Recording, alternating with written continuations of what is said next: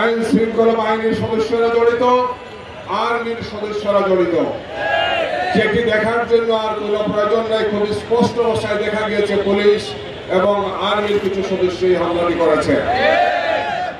আমরা আশ্চর্য হয়ে আজকে বলতে চাই, আওয়ামী লীগ ফেসিবাদ বিদায় নিয়েছে, কিন্তু এই ফেসিবাদকে তৈরি করেছিল যারা, সেই জাতীয় পার্টি, সেই 14 দল এখনো আছে, সেই নেতৃবৃন্দেও যারা গত 14, 18 আর 24-এর নির্বাচনে আওয়ামী লীগকে শক্তি জুগিয়েছে, সেই শক্তির বাংলাদেশের রাজনীতি করার কোনো সুযোগ নেই।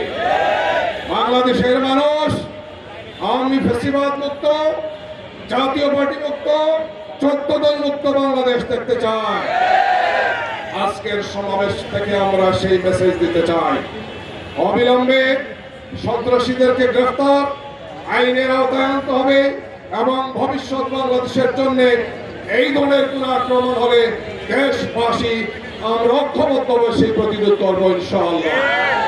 আসুন আগামীর বাংলাদেশ গড়ার জন্য আমাদের সংস্কারের কার্যক্রম, বিচারের কার্যক্রম, যে 1,500 শহীদ হয়েছেন, 30,000 আহত হয়েছেন, আমরা তাদেরকে কথা দিতে চাই যে আমরা ফেসিবাদের বিরুদ্ধে ঐক্যবদ্ধ ছিলাম, আমরা ঐক্যবদ্ধ আছি ইনশাআল্লাহ। কোন শক্তির কাছে আমরা মাথা নত করবো না। আগামীর বাংলাদেশে আমাদের সবার ঐক্যবদ্ধ প্রচেষ্টা, সবাই কাঁধে কাঁধ মিলিয়ে সন্ত্রাসের বিরুদ্ধে, নৈরাজ্যের বিরুদ্ধে, ফেসিবাদের বিরুদ্ধে, আওয়ামী লীগ আর তার দূষণের বিরুদ্ধে আমাদের যুদ্ধ অব্যাহত থাকবে ইনশাআল্লাহ। সে আহ্বান জানিয়ে আমার কথাকে শেষ করছি। সবাইকে ধন্যবাদ। আসসালামু আলাইকুম।